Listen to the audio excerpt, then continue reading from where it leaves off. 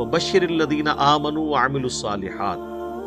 اور اے نبی علیہ السلام آپ خوشخبری دے دیجئے ان لوگوں کو کہ جو بات مان لیتے ہیں، یعنی ایمان لے آتے ہیں اور نیک اعمال اختیار کر لیتے ہیں، ان لہم جنات تجری من تحتها الانہار، کہ ان کے لیے باغات ہیں جن کے نیچے نہریں بہتی ہوں گی، کلما رزقوا،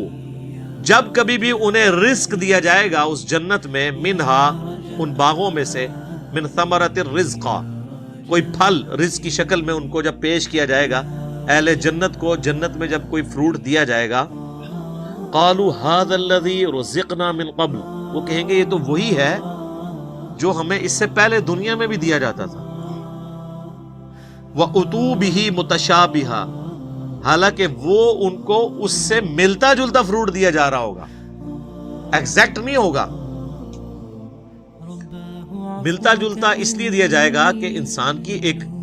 نیچر ہے۔ دنیا میں بھی آپ دیکھ لیں، آپ کسی دسترخوان پہ بیٹھے ہوں تو سب سے پہلے اس چیز کو ہاتھ ڈالتے ہیں جس کے ساتھ آپ مانوس ہو۔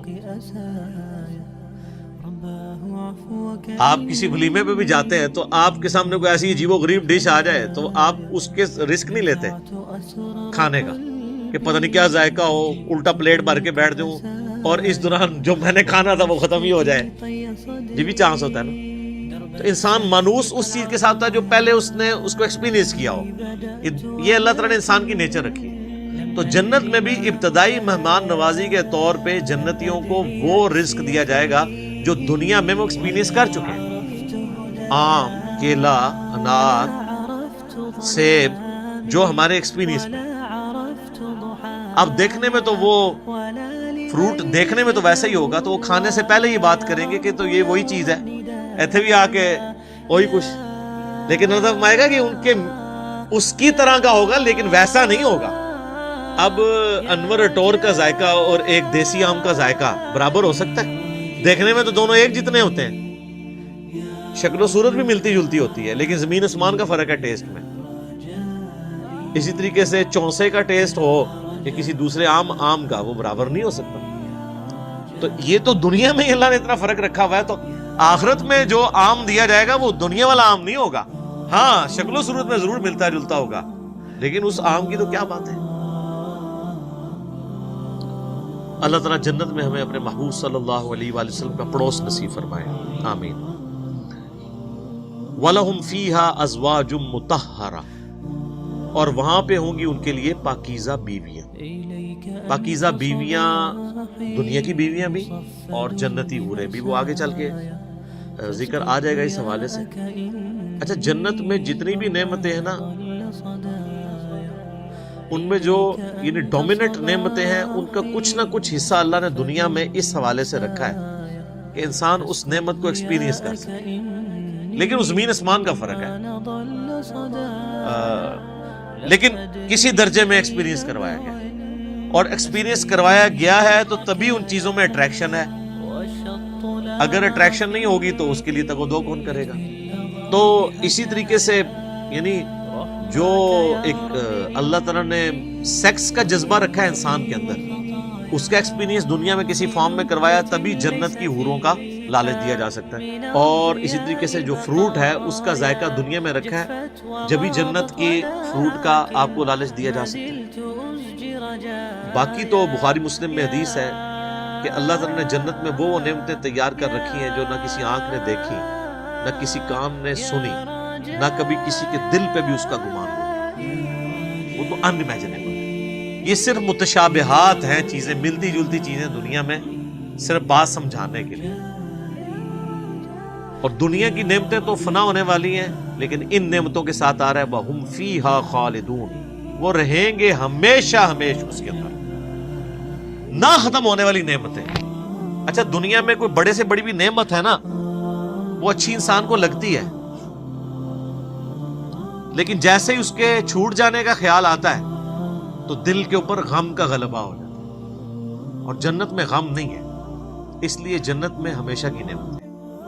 صحیح مسلم میں ایک حدیث ہے کہ جب جنتی جنت میں داخل ہونے لگیں گے تو ان کو ایک ندا کی جائے گی، جاتے ہی خوشخبری ملے گی، تمہارے لیے مبارک ہے، آج کے بعد تمہیں کبھی موت نہیں آئے گی، تم ہمیشہ زندہ رہو گے۔ آج کے بعد تمہیں کبھی بدحالی نہیں آئے گی، تم ہمیشہ خوشحال رہو گے۔ آج کے بعد تمہیں کبھی بڑھاپا نہیں آئے گا، تم ہمیشہ جوان ہی رہو گے۔ اور آج کے بعد اللہ تم سے کبھی ناراض نہیں ہوگا، ہمیشہ راضی رہے گا۔ یعنی دنیا میں تو سب سے بڑی اہل ایمان کے لیے ٹینشن ہی یہی ہے نا کہ میں نے یہ کیا تو ناراض نہ ہو جائے۔ جنت وہ جگہ ہے جہاں کچھ بھی کر لیں اللہ ناراض نہیں ہوگا۔ ہر وہ چیز جو دنیا میں بھی جرم تھی وہاں جا کے وہ جرم نہیں رہے گی۔ دنیا میں مرد کے لیے سونا پہننا حرام ہے، اور جنت میں سونے کے کنگن پہنائے جائیں گے، ریشم کا لباس پہنایا جائے گا۔ قرآن پاک میں آتا ہے، بخاری مسلم میں درجنوں احادیث ہیں۔ جسے شوق ہو تو مشکات المصابیح کی 3 جلد میں جنت والا چیپٹر پڑھ لیں تو آپ کو اندازہ ہوگا کہ جنت میں اللہ تعالیٰ نے کیا کچھ رکھا ہے انسان کے لیے۔ لیکن یہ بات اپنی جگہ ہے، ایک حقیقت ہے کہ جنت پہنچنا بڑا مشکل ہے، یہ سب سے بڑا المیہ ہے۔ یہ تو بابوں نے آپ کو ایک خدا کا تعارف کروایا نا کہ جنت تو اپنی جیب ہی چاہے، کتابیں یہ نہیں بتاتی، کتابیں کچھ اور ہی بتاتی۔ صحیح مسلم میں حدیث ہے کہ اللہ تعالیٰ نے جنت کو ناگوار چیزوں سے ڈھانپ رکھا ہے، یعنی جنت تک پہنچنے کے لیے کئی ناگوار چیزوں سے آپ کو گزرنا پڑے گا، پھر جنت آئے گی۔ اور جہنم کو اللہ تعالیٰ نے خوشنما چیزوں سے ڈھانپ رکھا ہے، یعنی ہر اٹریکٹ فل چیز دوزخ کی طرف لے کے چلی جائے۔ ناگواری تو ہے نا، یعنی روزانہ 5 وقت نماز پڑھنا دنیاوی طور پہ ایک تردد تو ہے، سردیوں میں وضو کرنا ایک تردد تو ہے، گرمیوں کے روزے رکھنا ایک تردد تو ہے، حلال اور حرام کا فرق کرنا ایک تردد تو ہے، اور دوسری طرف آپ جو اپنی مرضی کے مطابق کوئی بھی کام کرتے جائیں وہ سیدھا آپ کو دوزخ کی طرف لے جائے گا، جو آپ اپنی مرضی سے کریں گے۔ اور جو اللہ کی مرضی سے کرنا پڑتا ہے اس میں تردد تو ہے، ظاہر وہ نفس کے خلاف ہے۔ یہ مسلم شریف کی حدیث کمال حدیث ہے کہ جنت ناگوار چیزوں سے ڈھانپی ہوئی ہے اور جہنم خوشنما چیز۔ اس کی ایکسپلینیشن جامعہ ترمذی میں، سنن ابی داؤد میں، سنن نسائی اور ابن ماجہ میں ہے کہ جب اللہ تعالیٰ نے جنت کو پیدا کیا تو حضرت جبرائیل علیہ السلام سے کہا کہ جائیں جنت کو جا کے وزٹ کریں کہ میں نے کیسی رہنے کی جگہ بنائی ہے۔ جب حضرت جبرائیل علیہ السلام جنت گئے اور اس کی خوبصورتی دیکھی تو اللہ تعالیٰ نے کہا کہ جبرائیل کیسا پایا جنت کو؟ نے کہا اللہ تیری عزت کی قسم کوئی بندہ ایسا نہیں ہوگا جو اس میں جانے کے لیے جان دھڑ کی بازی نہ لگا دے، کیا زبردست جگہ تو نے بنائی ہے۔ اللہ نے فرمایا اچھا، اللہ تعالیٰ نے جنت کو ناگوار چیزوں سے ڈھانپ دیا، کہ مسلم شریف کی حدیث ہے، اور کہا اب جا کے ذرا جنت کو دیکھو۔ جب وہ دیکھ کے آیا تو انہوں نے کہا تیری عزت کی قسم مجھے نہیں لگتا کوئی بندہ جنت میں جانے میں کامیاب ہوگا، اتنا مشکل ہے۔ سر یہ ہے کتابوں کا خدا، یہاں کہتے ہیں نہیں جناب ایک دفعہ بھی پڑھ لیا ایک دفعہ بھی پڑھ لیا ایک پھیرا ہی لگے گا۔ اور سورہ فرقان میں اللہ فرماتا ہے کہ جہنم ہمیشہ رہنے کے لیے بھی بری جگہ ہے اور ایک لمحے کے لیے رہنے کے لیے بھی بری جگہ۔ آپ لاکھ کہتے رہے کہ پھیرا لگے، اچھا یہ پھیرا بھی اس لیے ہم کہتے ہیں کہ ہم نے کبھی اس پھیرے کو امیجن نہیں کیا، آپ کو ادھر بیٹھے بیٹھے امیجن کروا دیتے ہیں۔ اگر کسی شخص کو یہ کہا جائے کہ ایک فجر کی نماز چھوڑنے پہ آپ کو فجر سے ظہر تک ایک ایسے کمرے میں وقت گزارنا پڑے گا جو 10 بائی 10 فٹ کا ہوگا، اس میں 100 کوبرا سانپ ہوں گے، 100 بچھو ہوں گے، 100 اژدہے ہوں گے،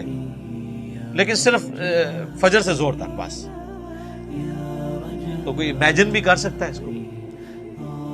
وہ ان سانپوں کو تو آپ مار بھی سکتے ہیں، جہنم کے سانپ کے بارے میں کوئی سوچ بھی سکتا ہے؟ چونکہ ہم نے امیجن نہیں کیا ہوتا اس لیے ایک پھیرے کی بات کرتے ہیں۔ اور یہ تو بہت بڑی میں نے مثال دی ہے، اگر کسی شخص کو کہا جائے نا کہ فجر کی نماز چھوڑنے پہ فجر سے ظہر تک آپ کو صرف ایک موم بتی کا وہ چھوٹا سا جو فلیم ہوتا ہے نا اس کے اوپر یوں ہاتھ رکھنا پڑے گا فجر سے ظہر تک، سر 10 سیکنڈ نہیں کو رکھ سکتا، تو یہ کہنا آسان ہے پھیرے والی بات۔